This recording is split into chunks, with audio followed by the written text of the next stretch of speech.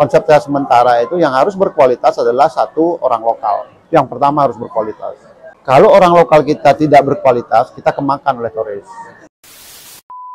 Apalagi dulu kan ada kesan orang Bali sudah kok ngomong, males dah dia ngomong ya. Ya kalau diapain pun Bali dia akan males ngomong gitu loh. Tapi yang paling penting lagi sekarang dia nggak peduli lagi entah Bali rusak atau enggak, itu nggak peduli. Nah, lebih parah lagi kan itu. Nah oleh karena itu harus ada orang apa kalau boleh saya katakan orang-orang gila Ya. yang bisa ngerubah persepsi orang Bali terhadap daerahnya. Paradigmanya pariwisata yang sering saya lontar-lontarkan itu memang pariwisata itu ibaratnya katanya burung angsa yang dia itu menghasilkan telur emas, tetapi pada saat dia sudah berhenti bertelur ternyata burung itu akan merusak sarangnya sendiri. Yang Bapak tadi khawatirkan begitu itu terjadi, Bali ditinggalkan oleh investor, ditinggalkan oleh wisatawan, orang Bali akan stay di sini pada saat Bali sudah porak-poranda rumahnya. Makanya saya katakan, kekhawatiran saya kan tadi itu SDM Bali itu menurun. SDM loh, bukan SDM pariwisata. Ya, kalau orang Balinya sudah misalnya tadi sudah menurun, ya gimana mau menjaga Bali? Bali dengan Lombok itu mayoritasnya berbeda. Betul. Bali mayoritasnya yang lain, Lombok pun Iya, lain. karena orang mengatakan Bali itu udah selesai budaya gitu.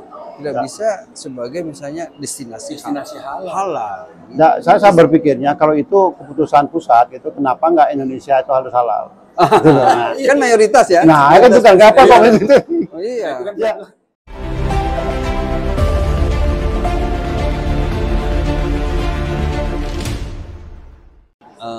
Assalamualaikum warahmatullahi wabarakatuh. Selamat pagi, Om Swastiastu, Namo Buddhaya, salam kebajikan, salam sejahtera untuk kita semua, salam pariwisata. Kali ini podcast kami akan telah mengundang profesor dari Universitas Udayana Bali, dan ini adalah dari 4 profesor pariwisata yang ada di Indonesia, Bapak Profesor Dr. Andus Inyoman Sunarta, MSI, dan sudah di tengah-tengah kita, saya dengan Nixon.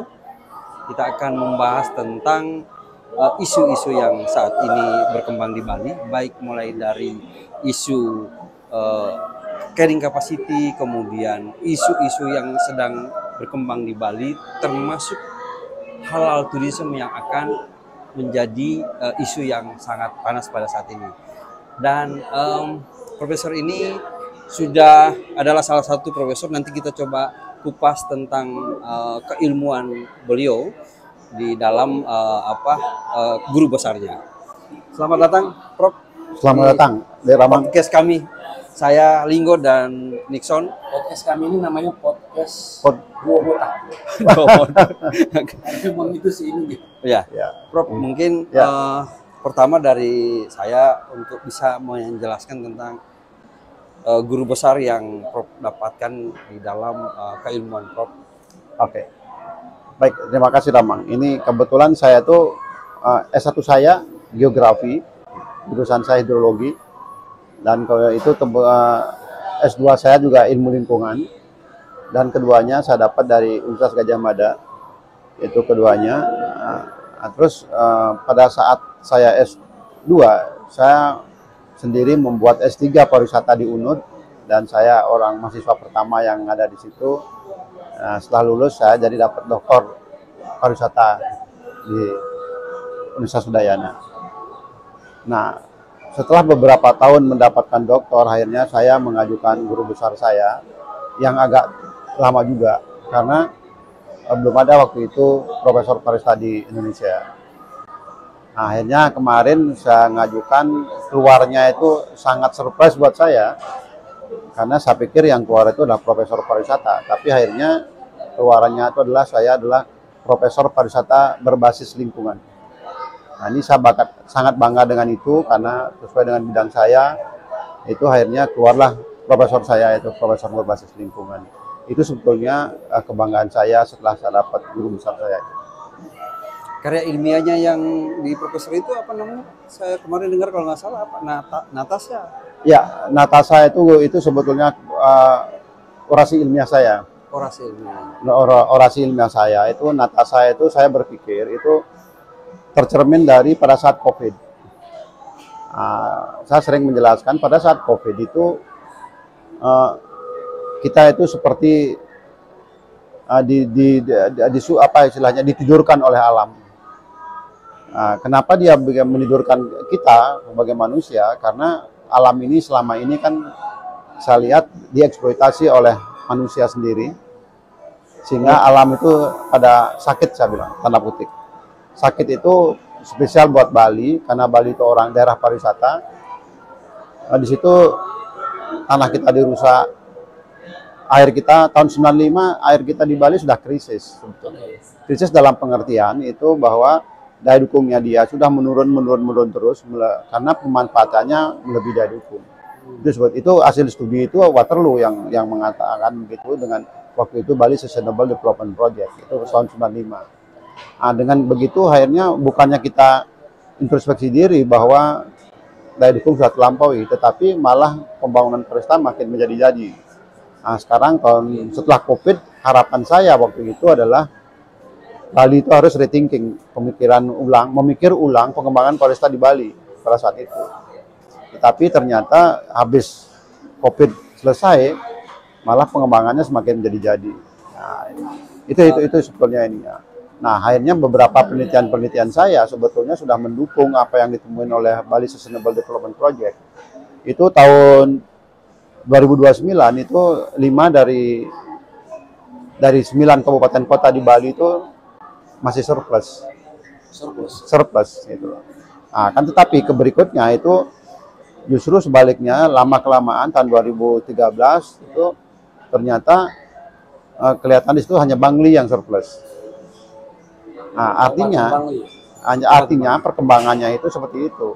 Surplus dalam artian itu bahwa daya dukung airnya itu masih mampu untuk menghidupi warganya di situ. Sebagian besar kabupaten seperti sudah decrease gitu. Decrease itu bukan berarti krisis gitu. Decrease itu berarti menurun terus dia. Itu yang menjadi masalah. Terus di tempat lain, beberapa temuan saya itu ternyata hasil penelitian saya juga di Urban Heat Island, itu meneliti kota di Kota Denpasar, itu ternyata memang Kota Denpasar semakin panas. Itu gara-gara jumlah penduduk, aktivitas dan sebagainya itu seperti itu. Apalagi di sini penelitian juga menemukan bahwa perkembangan Kuto ke Kuto Utara itu beberapa hasil temuan itu dia 10 tahun Kuto pindah ke Kuto Utara itu dia butuh waktu 10 tahun waktu itu. Yaitu harapan saya waktu itu ternyata sekarang justru Kuto Utara menjadi crowded seperti sekarang, macet seperti sekarang. Saya pikir kalau dihitung daya dukungnya juga pasti sudah terlampaui. Tetapi apa yang terjadi di sana itu justru masif sekali perkembangannya. Terus hasil riset terakhir itu ternyata saya ada riset yang 2023 itu tentang sebaran karbon di Bali.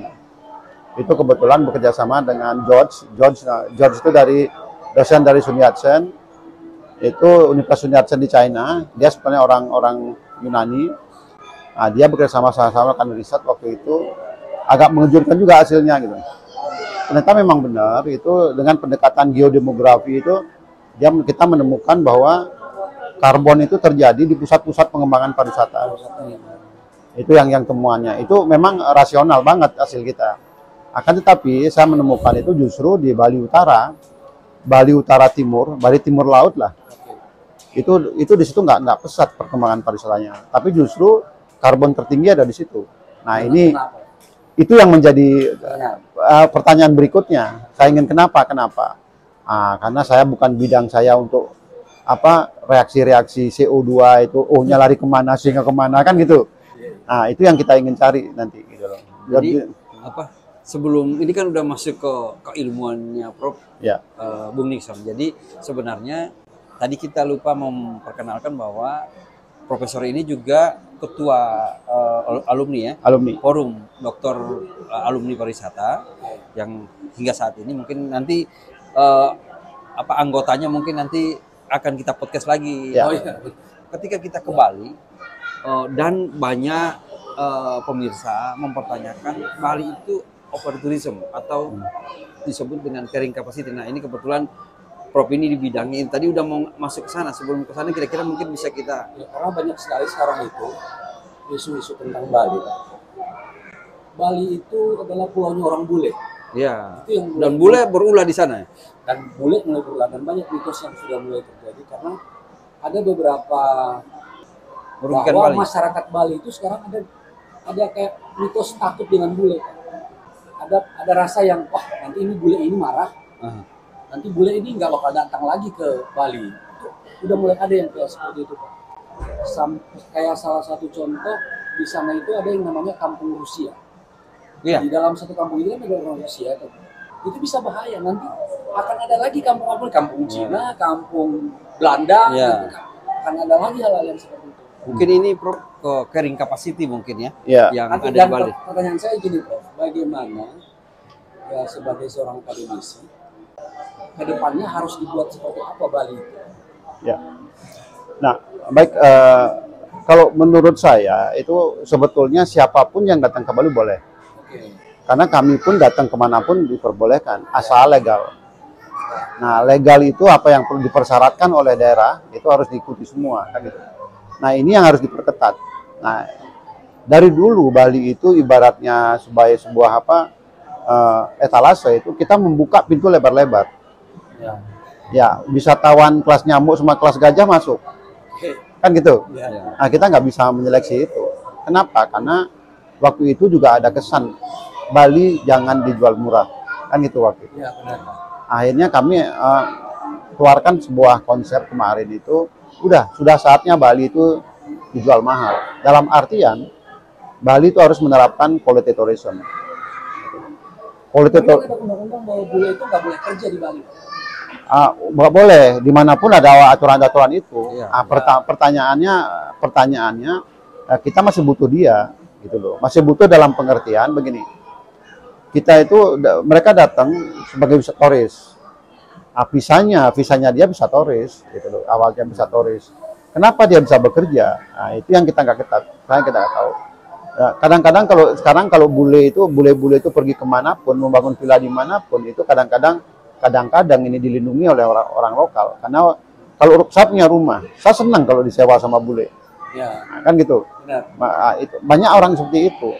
Cuma apa hak dan kewajibannya dia itu yang harus kita tegaskan gitu. Tapi benar nggak Prof ini tadi seperti yang disampaikan oleh Bung Nixon, ada kampung Rusia, ada ekspat Amerika, Eropa gitu kan udah ada.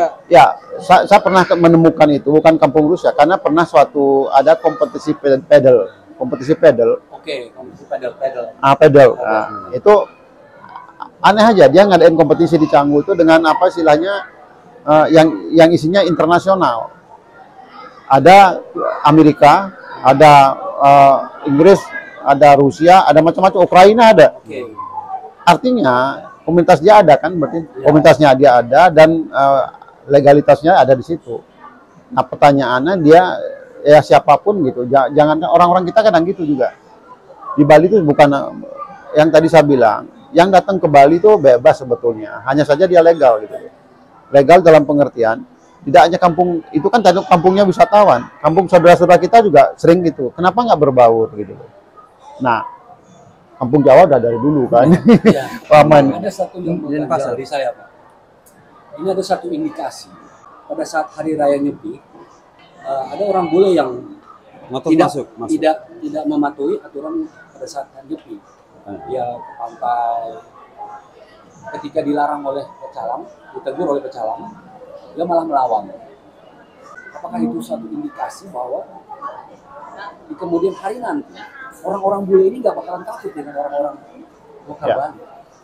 Ya, artinya itu yang saya bilang tadi, hak dan kewajiban bule itu kan harus dijelasin sama adat. Satu itu.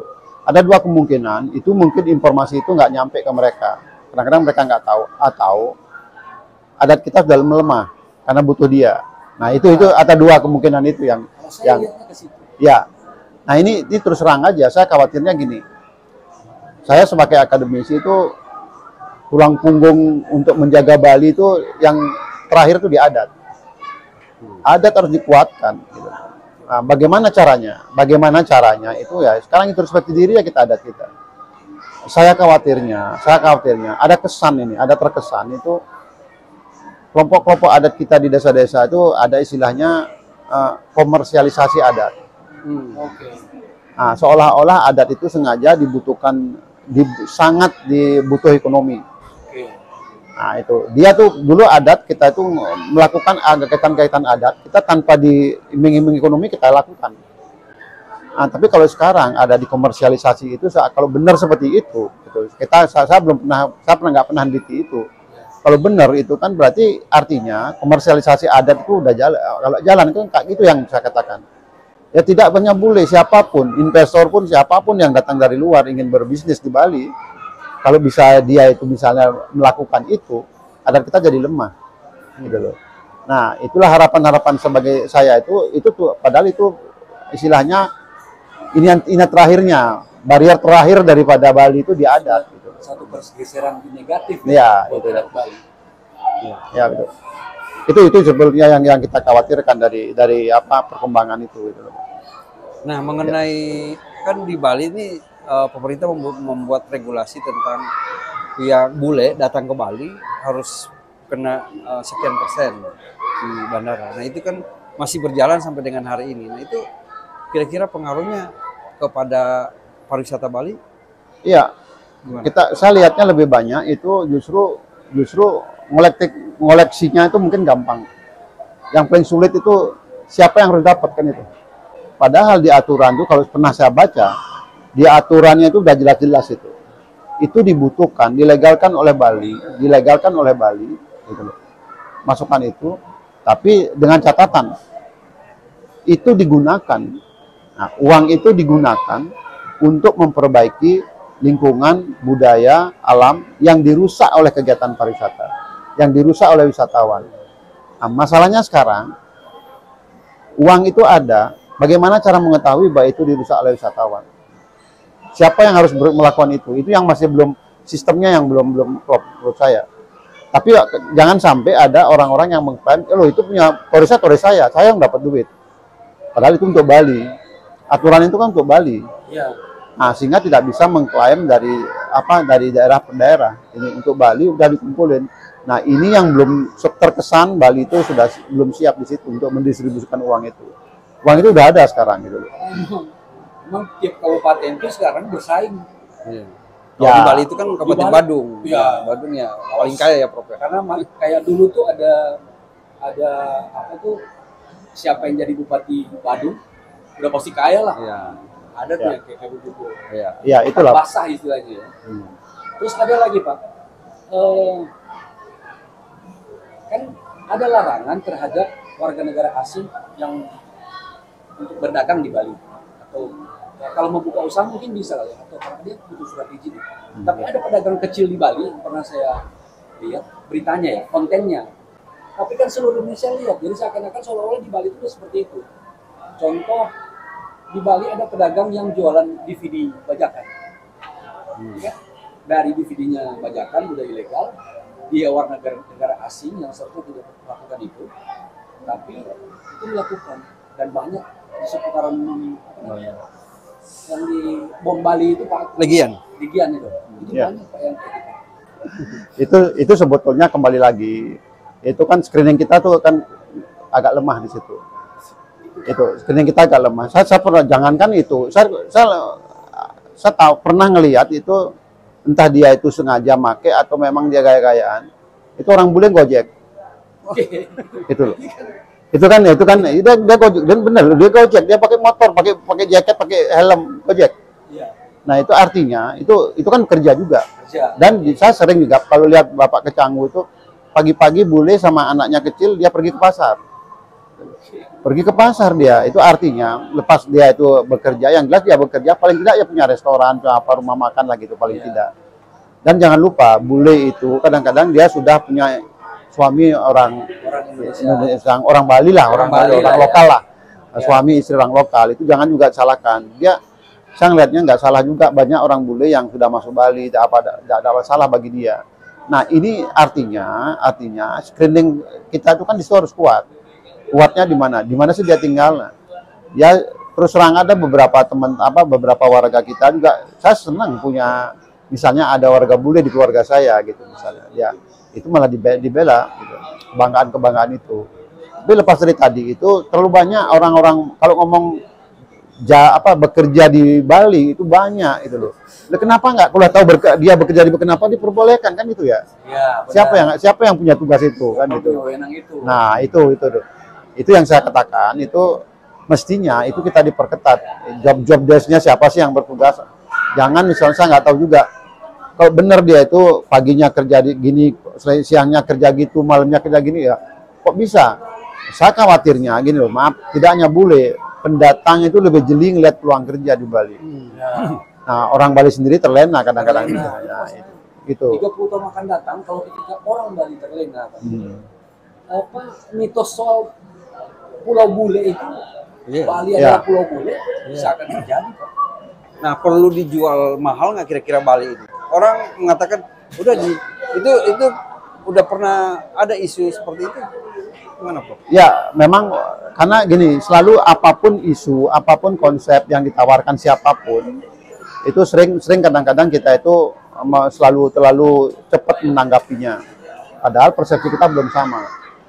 Gitu loh. Saya sering mengeluarkan suatu ide, suatu konsep seperti itu. Contohnya ini, memang saya kemarin mengeluarkan konsep politik tourism. Nah, bagi kami itu yang disebut dengan politik tourism itu bukan bule kaya saja yang boleh masuk, bukan. Karena kemarin kami ngajak mahasiswa S3 kami ke Puri Ubud misalnya. Nah, Puri Ubud itu tahun 30 sudah didatengin bule. Kan itu ya? Nah, tahun 30-an kebetulan yang penglingsir Ubud itu bilang begitu. Tapi waktu itu kan masih perang kita nih. Ya. Nah, beliau didatengin, yang datang itu bukan orang kaya. Yang datang itu kadang-kadang itu dia orang seniman, pelukis, penulis dan sebagainya. Nah, dia itu datang seniman ngajarin orang lokal melukis. Ya. Yang tadinya orang lokalnya lukisannya itu natural berubah menjadi yang artis dan semuanya berubah sehingga berkembang seperti sekarang. Nah, itulah salah satu yang saya katakan yang politik tourism itu. Nah, masalahnya siapa yang harus berkualitas kan gitu. Ya. Nah, saya ini masih konsep nih. Saya berprinsip itu kalau ngomong namanya quality tourism itu variabel pariwisata harus berkualitas.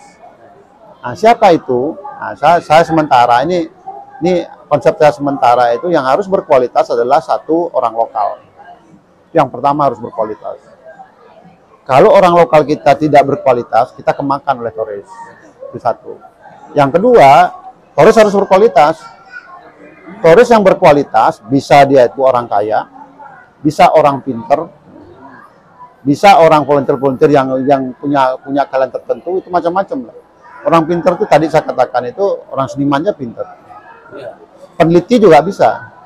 Peneliti yang dia tuh kalau kita benar, kalau penelitiannya bagus tentang Bali itu kan kenapa enggak? Gitu. Nah, yang jelas yang paling penting lagi, Bali sebagai sebuah destinasi harus berkualitas. Pulau Bali sebagai sebuah destinasi harus berkualitas. Jadi tidak boleh Bali sebagai sebuah destinasi di sananya terjadi pencemaran, di sininya pencemaran, di mana karbonnya tinggi dan lain sebagainya. Ini saya khawatirnya ke depan itu akan ada sebuah aturan atau dari UN Tourism itu hanya destinasi-destinasi yang green yang recommended untuk dikunjungi. Pada saat itulah nanti Bali akan keteteran. Itu persepsi saya nanti itu. Gitu loh. Jadi clear ya. Kuantitas lebih utama adalah kualitas. Jadi kalau Bali itu kualitasnya, kualitas turismenya yang harus dipertahankan. Jadi kadang kan orang mau lihat kuantitas, dikejar kuantitas. Berapa kunjungan wisatawan yang datang ke Bali? Iya kan? Iya. Jadi akhirnya kuantitasnya oke, tapi kualitas turis yang datang ke Bali seperti yang kita lihat sekarang gitu. Nah, mungkin yang selanjutnya nih Prof, isu yang menarik itu tentang Bali ini di dalam pemerintahan yang baru, dan ada beberapa akademisi dari UGM, Bali ini mau diarahkan ke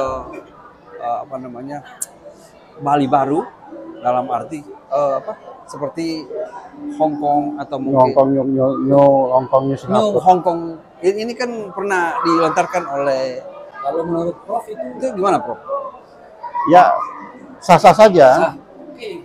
Sah-sah saja itu sekarang kan ini loh, kalau tadi saya bilang Bali itu sebetulnya kami tidak khawatir tidak Bali itu akan berubah atau akan dimakan apa. Tapi kalau konsep pengembangan itu kita sepakati dulu. Kalau saja konsep pengembangan itu kita arahkan ke daya dukung Bali, apa sih yang dimiliki oleh Bali? Bali itu terkenal budayanya. Budaya sangat tergantung sama alamnya. Berarti alam dan budaya Bali itu harus dijaga kualitasnya. Nah, daya dukung itu tadi kan sudah saya katakan, daya dukung itu harus tetap dijaga, dasarnya. Contoh paling sepele lah, berapa sih Bali layak dihuni oleh manusia? Dari lahannya, airnya, bagaimana sebaiknya Bali itu udaranya harus ada. Orang-orang lain rame-rame minus karbon, zero karbon. Negara-negara lain, kota-kota lain udah mikirin begitu. Bali kapan mikirin itu? Nah itu. Kami nggak khawatir itu. Ini saya melihat itu. Saya kebetulan main ke beberapa kota di luar negeri itu. Justru banyak orang yang meniru kita. Kenapa kita meniru orang lain gitu loh? Untuk Bali loh. Nah, kemarin kita ngelihat, maaf, kebetulan saya sempat berkunjung ke Kyoto. Oke. Saya masuk ke kuil-kuilnya dia. Ya. Saya ngomong sama orang-orang Jepang di situ. Begitu dia tuh ingin belajar bagaimana sih orang Bali tidak kaya amat, dia kok males, kok bisa bahagia. Itu yang begini ya, kaget mereka. Sedangkan merekanya di situ kerjanya kayak robot, gitu loh. Kaya dia, tapi nggak bahagia. Nah, itu dia kaget loh. Ini pelajaran-pelajaran itu dia dari Bali. Loh, ini sebetulnya kita ini banyak ditiru orang. Sadarkah kita menjadi pilot project untuk orang-orang meniru kita? Dan saya yakin, jangankan di luar negeri, di luar Bali aja nggak gampang orang meniru Bali. Karena apa yang ada di Bali, apa yang kita miliki, itu karena kita tuh terus terang aja, tidak ada wisatawan, potensi kita, daya tarik kita itu akan jalan terus. Karena live. Daya tarik yang kita miliki itu akan jalan terus tanpa ada wisatawan. Tapi ketika wisatawan tinggalkan Bali, Bali udah rusak Pak. Gimana? Itu yang harus dijaga, jangan sampai rusak dong. Ya tugas kita itu sekarang ini harus itu yang kita jaga. Makanya saya bilang, udah berani nggak kita ngitung daya dukung? Kalau berani kita ngitung daya dukung, kita akan bisa menentukan berapa sih Bali layak dihuni. Nggak, tapi Prof pernah dengar itu nggak Prof? Bali diarahkan ke arah sana gitu. Saya belum dengar, tapi saya dengar di berita-berita itu. Perkembangan mulai dari Bandara Bali, Ya. itu udah mulai kelihatan Pak. Ada MRT Dari nanti. tol, MRT, itu Nanti udah mau mulai dibangun, kelihatan, Pak. mau dibangun nanti.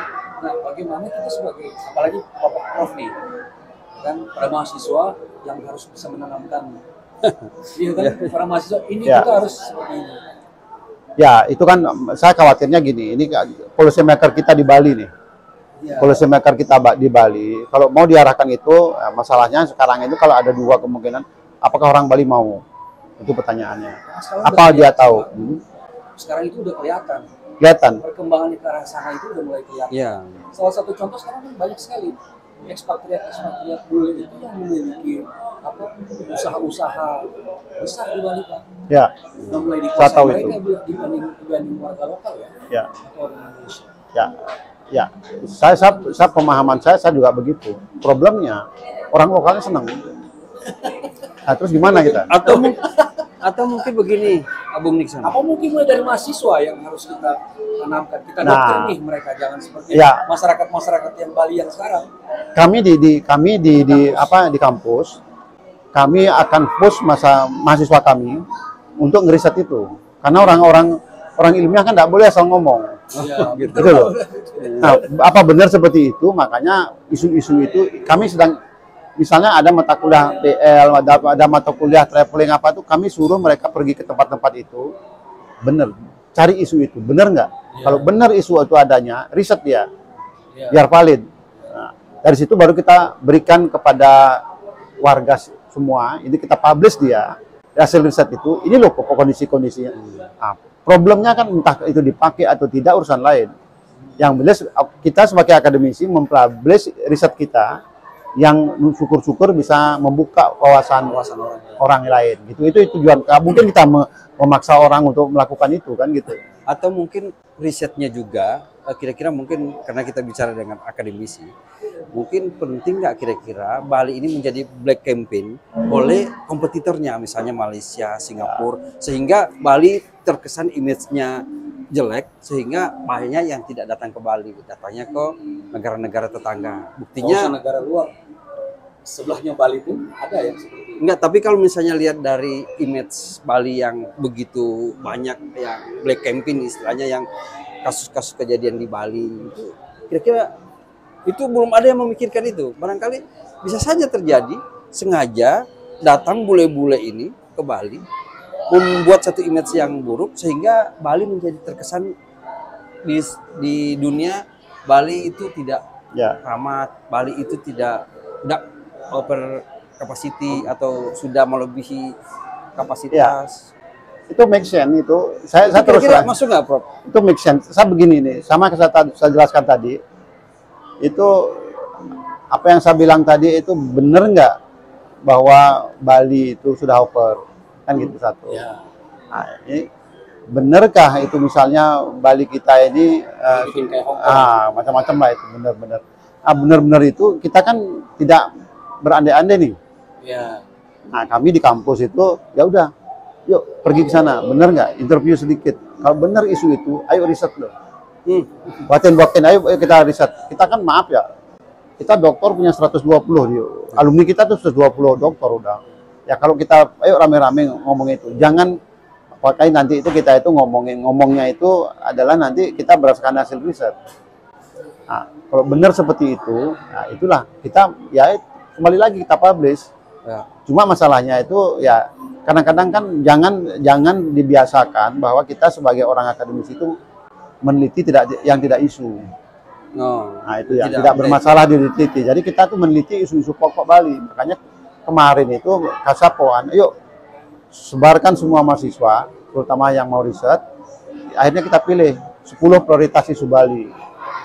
Itulah topik-topik riset kita nanti, apakah dia skripsi, apakah tesis, apakah disertasi, itu kita arahkan ke situ. Itu kita harapkan itu bisa membantu biar kita nggak ngomong sembarangan. Ya gunanya riset itu kan itu kita di kampus tuh itu yang kita inginkan. Kembali lagi yang akan sulit bagi kita, tadi saya bilang itu apa benar adat kita sudah dikomersialisasi, kan harus diriset juga. Harus diriset. Nah kan gitu tuh. Ya kalau benar seperti itu, apa benar misalnya adat-adat kita itu yang mementingkan kuantitas bukan kualitas gitu loh. Nah, yang Tapi gitu-gitu. hasil riset ini belum bisa Iya. ya. Makanya maaf ya, ini kan wacana nih. Ya. Wacana yang berkembang begitu-begitu sehingga orang berpikiran macam-macam. Itu hak kita lah untuk ngomong itu. Tapi haknya akademis juga meriset dan melontarkan nanti hasil risetnya. Itu perkara itu dipakai atau enggak urusan lain. Itu tugas-tugas kita di akademisi seperti itu. Mohon maaf Pak, Bapak spesialis di profesor ini spesialis di bidang apa? Pariwisata berbasis lingkungan. Berbasis lingkungan. Itu. Mungkin tadi yang disampaikan oleh Prof tadi, ada 120 dokter yang di bawah ketuanya adalah Prof ini. Ya mungkin kedepannya bisa kita undang ke sini ya, Prof, Ya, untuk dengan- kita bisa wawancara keilmuan mereka di Baik. dalam disertasi mereka selama mereka Bali belajar. itu sekarang kan semakin banyak karena Bali udah over tourism. Kira-kira sampah di Bali over juga nggak? Ini ada beberapa hal sebetulnya ya sangat over kalau sampah. Artinya begini, ini kan kita kenapa daerah lain bisa menyelesaikannya, kenapa kita enggak? Iya. Nah, apa kan jangan-jangan niat kita mau nggak menyelesaikan kan gitu aja. Makanya sering sekali kita tuh ngelola sampah, kita itu inginkan itu bukan meminimalkan produk, jangan mengolah sampah kita. Jadi Ya produk sampah di setiap keluarga diminimalkan, keluarnya kan minimal. Selesai. Kemarin tuh bisa ya pengolahan-pengolahan kecil-kecil di kecamatan sudah ada. Banyak contoh-contoh, mau nggak kita pakai itu? di kecamatan kecil, di desa-desa kecil itu cara pengolahannya seperti apa? Sederhana, misalnya misalnya kalau misalnya membuat desa wisata, lomba-lomba desa wisata, Dewi-Dewi itu. misalnya kalau kita ikutin kriteria-kriteria ranah lingkungan itu, misalnya tidak boleh ada plastik, tidak boleh ada gini, itu ya dilombakan kita. Ada desa wisata yang biasanya itu tidak ada plastik, poinnya gede banget. Itu misalnya seperti itu. Atau orang-orang yang ramah lingkungan apa-apa arahnya begitu. Orang-orang yang bisa, sebuah desa yang bisa menurunkan karbon di desanya, misalnya seperti itu. Desa mandiri itu semestinya arahnya ke situ. Desa Dewi Mandiri itu. Dewi Mandiri yang gagas oleh Dr. DK Ya. Halim ya? DK Halim itu arahnya ke situ sebetulnya. Cuma implementasinya dia. Yang desa Dewi Mandiri itulah dia itu tidak memerlukan energi dari luar. Dia bisa mandiri. Energi surya, energi apa, ya semua bisa dari desanya itu. Dan termasuk juga dana tidak perlu lagi dari pemerintah. Itu mandiri dia. Mandiri katanya. Nah, artinya pengertian kita itu yang gitu kan sampah. Kalau tadi ngomong sampah, udah desa bisa mengolah sampahnya sendiri itu ya dikasih reward dong dia. Karena kalau di desa itu kan zaman dulu yang kita tahu untuk mengelola sampah di desa itu ya dibakar aja udah, bakar jadi habis selesai. Ya. Tidak ada yang baru gitu, inovasi baru. Kalaupun sekarang itu masih bertahan plastik atau kaleng, itu yang dibuang, yang dipungut oleh bapak sampah itu hanya itu. Kalau kita mau jujur itu di Bali itu ada istilahnya tebo. Tebo itu halaman belakang. Apa? Tebo bahasa Balinya. Ya. Itu halaman belakang. Oke. Di desa-desa masih banyak halaman belakang. Ya itu kan sampah organik kan tinggal timbun di situ. Nggak usah dibawa keluar dia. Apalagi dibuang. Nggak usah dibakar apalagi. Kalau makanya sampah organik itu yang dibuang itu tadi plastik. Dia kan payah nanti membuang plastik. Lama-kelamaan mengurangi dia membawa plastik pulang. Mengurangi bawa kaleng pulang gitu loh. Akhirnya kan sedikit yang dibuang, makin sedikit. Itu gampang olahnya. Ya biarin lomba begituan mestinya diadain. Yang oleh pemerintah. Bukan sekarang ini justru terus terang aja saya tinggal di kota nih. Saya setiap bulan bayar 25.000 sampah. Nah, ini kadang-kadang karena bayar bagi orang yang tipe rumahnya kecil, dia kan tidak punya sampah. Tapi bayar 25.000. Cari-carilah dia sampah mana ada masuk. Tapi memang isu sampah ini tidak pernah habis di mana saja. Dan Betul. pernah yang sekarang ini kan saya dengar kita malah mengimpor sampah dari Jerman itu. Dan ini pemerintahan baru menyatakan bahwa akan mau stop itu. Mudah-mudahan kedepannya tidak. Kita penghasil sampah banyak yang semua punya problem di masing-masing provinsi, masing-masing kota, tapi masih mengimpor gitu. Mudah-mudahan ini kedepannya tidak ada lagi impor sampah ya. Dan yang di Bali yang dikhawatirkan sekarang oleh Pak Prof, kira-kira masalah lingkungan apa yang sekarang ada di Bali yang kira-kira yang maksudnya misalnya Pak Prof tuh saya khawatir dengan ini ke depannya akan jadi begini. Kalau ini tidak ditanggulangi. Kira-kira masalah lingkungan apa? Ya, saya justru maaf ini saya yang paling saya khawatirkan dulu lingkungan fisik yang paling saya khawatirkan. Di fisik. Okay. Fisik itu artinya itu termasuk sampah itu fisik dia. Flora sampah itu air dan sebagainya. Tapi yang lebih penting bagi saya sekarang itu adalah lingkungan manusia kita, orang lokalnya. Itu kalau dia sudah menurun, nah itu kualitasnya gitu loh. Berarti ada hubungannya dengan SDM? Ya SDM manusia harus pasti. Ya. Harus SDM yang dijajah. Ya jangan lagi kita itu, apalagi dulu kan ada kesan orang Bali sudah ngomong, gitu loh. Males dah dia ngomong ya. Gitu. Udah males dia ngomong. Ya kalau diapain pun Bali dia akan males ngomong gitu loh. Tapi yang paling penting lagi sekarang dia nggak peduli lagi entah Bali rusak atau enggak, itu nggak peduli. Nah, lebih parah lagi kan itu. Nah oleh karena itu harus ada orang-orang apa kalau boleh saya katakan orang-orang gila yang bisa merubah persepsi orang Bali terhadap daerahnya. Ya mari gitu, itu persepsinya karena begini. Konsepnya pariwisata, paradigmanya pariwisata yang sering saya lontar-lontarkan itu memang pariwisata itu ibaratnya katanya burung angsa. Burung angsa yang dia itu menghasilkan telur emas. Itu kan uang itu kan telur emas dibilang. Tetapi pada saat dia sudah berhenti bertelur, ternyata burung itu akan merusak sarangnya sendiri. Itu ada sebuah statement seperti itu. How can dia bilang 82? Saya kaget juga. Oh iya ya, jangan benar. Nah, yang Bapak tadi khawatirkan, begitu itu terjadi, ditinggalkan, Bali ditinggalkan oleh investor, ditinggalkan oleh wisatawan, orang Bali akan stay di sini pada saat Bali sudah porak-poranda rumahnya. Itu. Makanya oleh karena itu saya berpikir itu, ya udah, supaya tidak begitu, ya maaf, hanya orang lokal yang bisa menjaga Bali. Orang salah satu kekhawatiran Bapak terhadap lingkungan, salah satu kekhawatiran Bapak terhadap lingkungan ya. Lingkungan apa tadi? Lingkungan manusia. SDM. Apa yang sudah Bapak buat? Ya, untuk solusinya. Solusinya itu kita akademisi nih lagi kembali. Ya. Saya sekarang agak khawatir metode apa yang harus saya gunakan untuk menyadarkan orang-orang desa itu. Orang desa lah saya katakan. Orang kota adalah pinter-pinter ya. Harus dari situ. Ya. Metode apa yang harus saya berikan untuk menyadarkan itu. Itu yang kami cari nih, sedang dicari.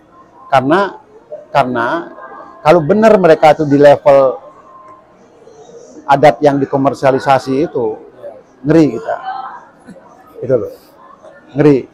Bagaimana caranya dia itu membangun desanya yang tidak memikirkan uang, yang tidak memikirkan menunggu bantuan dan sebagainya, gitu loh.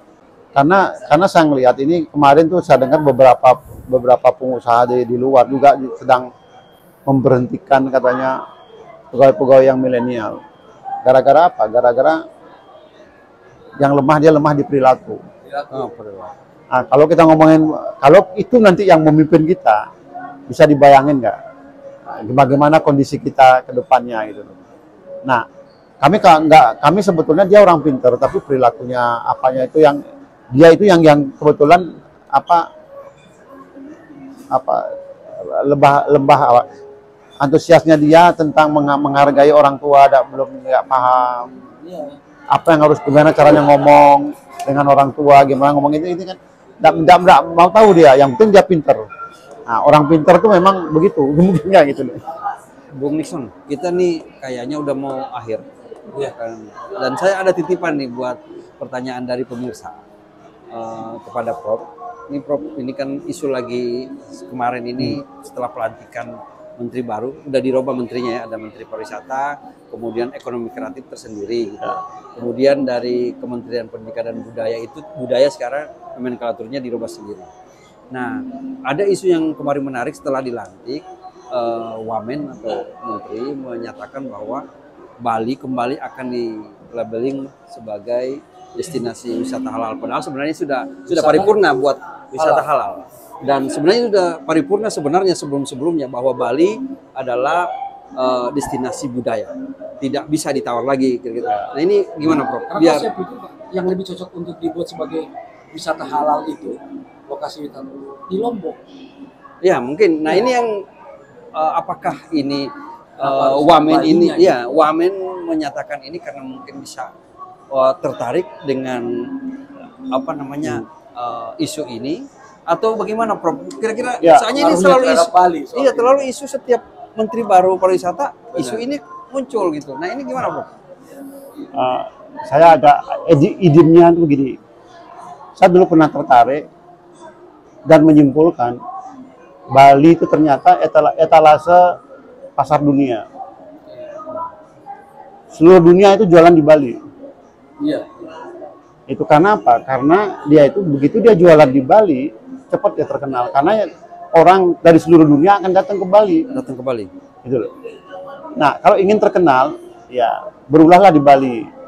Dengan biar cepat terkenal. Mungkin itu salah satunya juga ya. Itu satu. Nah, artinya begini, artinya saya lihatnya kita nggak tahu apa sih maksudnya itu. Kalau kita persepsi kita belum sama kan tentang itu. Kita sudah komen macam-macam ya, saya nggak nyalahin siapapun yang ngomong itu udah. Tapi jangan kita terlalu cepat menangkap bahwa itu tuh jelek atau baik atau buruk, itu enggak. Yuk kita samakan persepsi dulu loh. Kita orang kampus nih, saya orang kampus ini, loh apa sih maksudnya? Ya memang kemarin itu udah sempat dilontarkan nih, tapi maksudnya apakah seperti itu? Apakah beliau udah paham itu? Kan gitu jadinya. Makanya saya berpikirnya sebelum itu ada, mestinya samakan persepsi dulu loh. Harus ada, ini loh yang dimaksud dengan statement itu gitu. Nah, makanya saya katakan, loh ini kok sudah kemana-mana larinya komen itu, gitu loh. Nah makanya kita ini saya sering bilang itu memang ya udah, kan dari dulu sebetulnya udah dari dulu itu nggak selesai, padahal nggak. Sama di daerah lain kita itu sebetulnya kalau ngomongin kami itu di Bali itu siapa sih nggak pingin pariwisatanya bagus, Pak? Bagus, berkualitas, orang lokalnya nyaman, gitu loh. Orang lokalnya nyaman, aman, gitu. Bu, semua pengen. Kalau orang lokalnya nyaman itu makanya tadi bilang ya pendatangnya pun nyaman, gitu. Orang lokalnya nyaman, pendatangnya nyaman, ya Bali sebagai sebuah destinasi juga sustainable gitu, berkelanjutan. Itu sebetulnya apapun yang ada di situ, tapi kalau ini tiga ini terpenuhi nggak masalah. Saya ngeliatnya. Cuma tadi itu benar saya katakan itu kita sering sekali kayak apa ya, kayak menanggapi hal-hal yang belum pas kita ketahui. Saya berpikirnya itu aja tentang konsep-konsep itu. Bahkan kemarin pun apapun yang sering kita lontarkan, misalnya kalau ngomong misalnya pariwisata berkualitas. Kalau pariwisata berkualitas, kalau orang-orang kaya aja boleh ke Bali, siapa yang akan nanti datang ke Bali? Nah, bukan begitu, bukan begitu, karena tadi saya katakan itu yang namanya pariwisata berkualitas itu seperti tadi yang saya katakan, wisatawannya berkualitas, orang lokalnya berkualitas, dan Bali sebagai destinasi juga berkualitas. Nah, adakah gerakan-gerakan ke arah itu? Kan itu yang paling penting sekarang. Makanya saya katakan, kekhawatiran saya kan tadi itu SDM Bali itu menurun. SDM loh, bukan SDM pariwisata. Ya, kalau orang Balinya sudah misalnya tadi udah menurun, ya gimana mau menjaga Bali? Itu kalau benar. Kalau ini apa? Kementerian tahu nggak kira-kira bahwa Bali ini memang sebenarnya tidak bisa dikatakan sebagai destinasi halal gitu. Nah itu kira-kira dengan isu ini, ya kan tadi Bapak bilang kalau mau pengen terkenal ya barulah di Bali. Oh, berarti ini salah satu biar Bali dikenang lagi masalah kasus halal dengan karena tidak halal ini. belum sependapat.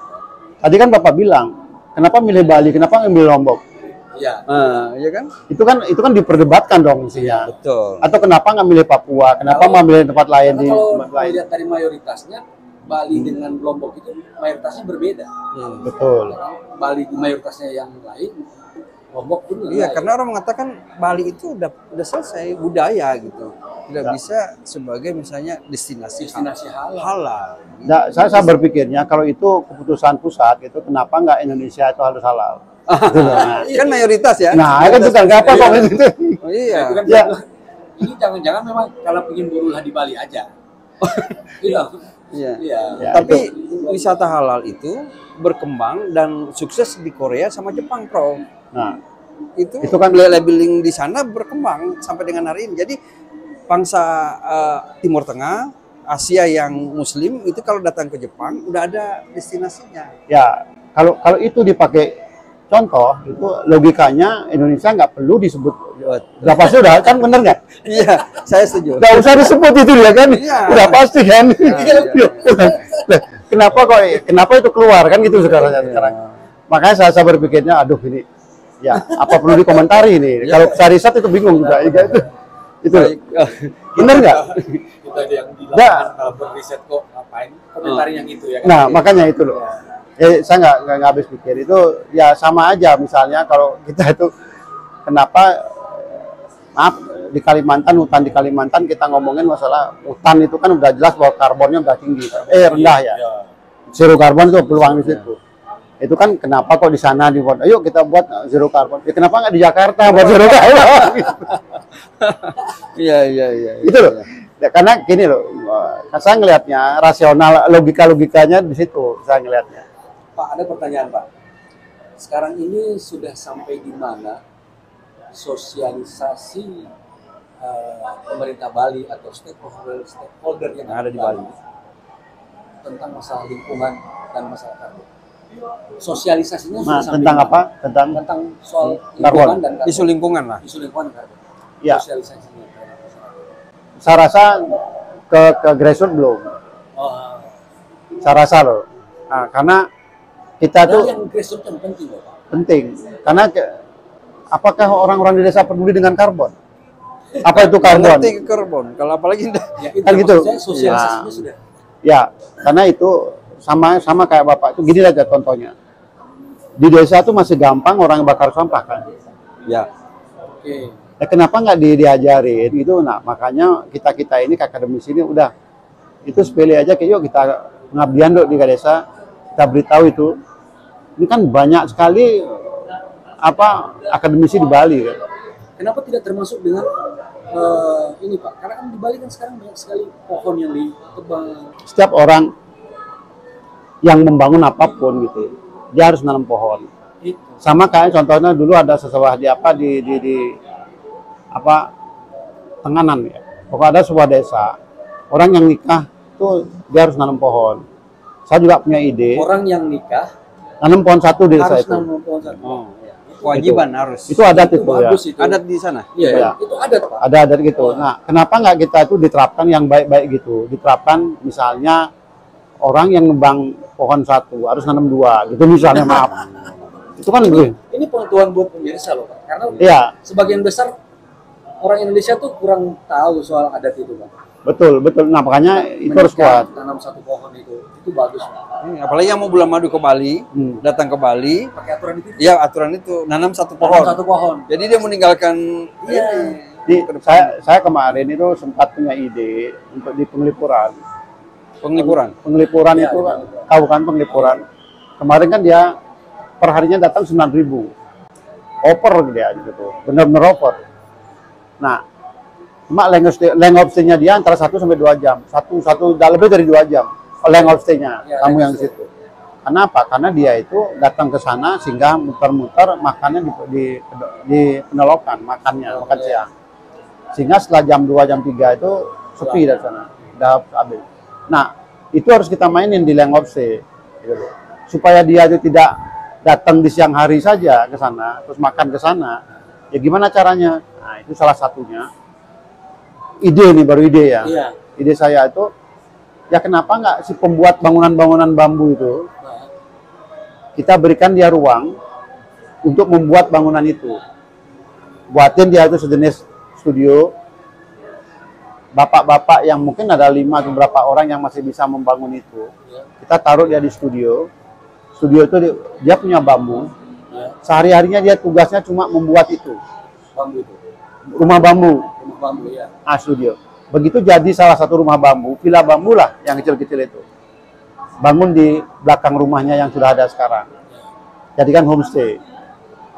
Kan habis bambunya Iya. kalau dipakai gitu terus. Iya. Tapi pada saat yang membuat rumah bambu itu ditonton oleh wisatawan yang datang. Oke. Begitu ditonton, loh, ini bambunya bambu tiang gitu loh. Tiangnya tuh tiang tali lah masalahnya orang Bali bilang. Ada bambu jenis ini bisa baku bangun rumah. Loh, di rumah saya di selatan misalnya di Borong, di Manggarai Timur dia punya tiang petung, tiang black petung lagi. Ya, petung lagi ya. Nah, harganya kurang lebih katanya sampai 1 juta per batang. Iya. Tapi dia kalau dia ngelihat itu bisa diundang bapak itu ke sana untuk membuat rumah itu.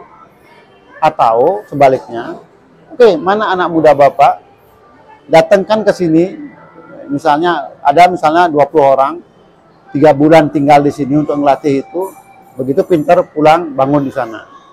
Jadinya di situ ada workshop seperti itu, dia kan rame itu bambunya, caranya bambu, setiap elep yang satu elep itu, ya itu tadi, satu elep, begitu dia main ke penglipuran, dia harus nanam bambu satu. Yang buat lubang siapa? Anak mudanya. Yang buat lubang di situ tuh lubang-lubang dibuat oleh anak muda yang punya anak muda yang nggak punya inilah, yang tidak punya job lah. Dia tuh. Nah, sekarang sudah ada rumah makan di sana. Bagus juga rumah makan. Dapat bantuan juga. Nah, memperpanjang length of stay. Cuma saja itu rumah-rumah tadi itu saya pinginnya ya udah, kenapa nggak diregenerasi itu? Iya. Saya khawatirnya itu orang-orang yang sudah berumur, bapak-bapak yang sudah berumur yang bisa membuat rumah itu nanti habis. Anak mudanya nggak suka. Itu salah satunya. Itu yang kami sebut ngomong regeneratif tourism itu. Apa? regeneratif tourism regeneratif. Regeneratif. itu artinya itu semua stakeholders harus mendapatkan dampak positif yang sama. Oke. Wisatawan dapat dampak positif, masyarakat lokal dapat, dan hutan bambunya rimbun. Ini makin menarik obrolan kita. Tapi kita sayang dibatasi waktu, Prof. Baik, terima kasih. Sebelum kita akhiri, Ya, mungkin saya minta statement terakhir sedikit aja ya. dari Pak Profesor tentang Bali. Ya. Kedepannya harus Artinya gini, bisa Prof. seperti apa? Kita Di tadi sudah bidang Bapak ya, harusnya seperti apa? sudah membicarakan tentang pertama isu Bali carrying capacity, kemudian isu-isu update yang ada di Bali, kemudian terakhir tentang halal tidaknya Bali apa tidak gitu. Kemudian tentang isu lingkungan terakhir tadi. Jangan lupa ide kreatif yang terakhir, Ya, yang masih dalam bentuk ide kan Pak? ya. Ya. Silakan Prof. Ya. Pemirsa Sedikit aja, statement. sebelum kita tutup. Jadi biar orang Bali bisa Ya. Kata kunci pertama itu Bali itu harus dibangun disesuaikan dengan daya dukungnya. Yang pertama, Bali harus disesuaikan. dibangun disesuaikan dengan daya dukung yang dimiliki Bali. Miliki Bali. Yang pertama. Yang kedua, Bali itu harus kembali ke saya sebut di sana tree back gitu. Tree back. Dia harus kembali ke alam, Alam, kembali ke tradisi, kembali ke culture-nya. culture. Itu kembali ke situ jaga. Yang berikutnya baru saya katakan di situ baru kita itu sudah saatnya Bali itu menjadikan alam sebagai stakeholder. Alam sebagai aktor, gitu loh. Alam menjadikan stakeholder. Setiap membangun apapun harus mempertimbangkan alam. Alam, benar. Setiap apapun alam itu dijadikan stakeholder. Jangan dianggap karena stakeholder itu siapa? Kan makhluk hidup. Ya, Nah, kalau kita jujur, alam makhluk hidup nggak? makhluk hidup. Makhluk hidup. Makanya itu harus dijadikan stakeholder. Nah, saya yakin quality tourism yang saya katakan tadi, orang lokalnya harus berkualitas, bulenya atau turisnya harus berkualitas, dan destinasi berkualitas akan bisa tercapai. Oke. Terima kasih. Terima kasih Pak. Nixon mungkin ada yang mau disampaikan? Saya tidak ada yang saya sampaikan, tapi karena bagus juga sih. Oke. Banyak sebenarnya, tapi karena waktu ya Pak. Baik, terima kasih. Diskusinya cukup di kepala saya tuh banyak sekali yang akan saya tanyakan, tapi kan saya pikir wah ini saya harus bertanya yang ada hubungannya dengan bidang Bapak yang istilahnya yang merempet-merempet ke profesi bidang Bapak lah ya. Baik. Oke. Baik. Begitulah diskusi kami dialog podcast terkait dengan isu-isu yang terkait di Bali, dan kebetulan kita senang sekali Bung Nixon ya didatangin oleh profesor dari Universitas Udayana dan sekaligus sebagai ketua forum doktor atau alumni dari Udayana, dan mungkin kedepannya kita akan mengundang forum doktor yang sudah menjadi alumni untuk bisa berdiskusi dengan kita di sini tentang keilmuan mereka, barangkali bisa bermanfaat buat pemirsa atau mungkin masyarakat, karena ilmu-ilmu pariwisata ini kan penting juga ya Prof ya, kita bisa kembangkan. Baik, demikian diskusi kami. Saya Linggo dan Bung Nixon dan Prof Sunarta izin pamit. Wassalamualaikum warahmatullahi wabarakatuh. Om Santi Santi Om. Salam pariwisata, bangga berwisata di negeri sendiri. Terima kasih Prof. Terima kasih. Kapan pulang?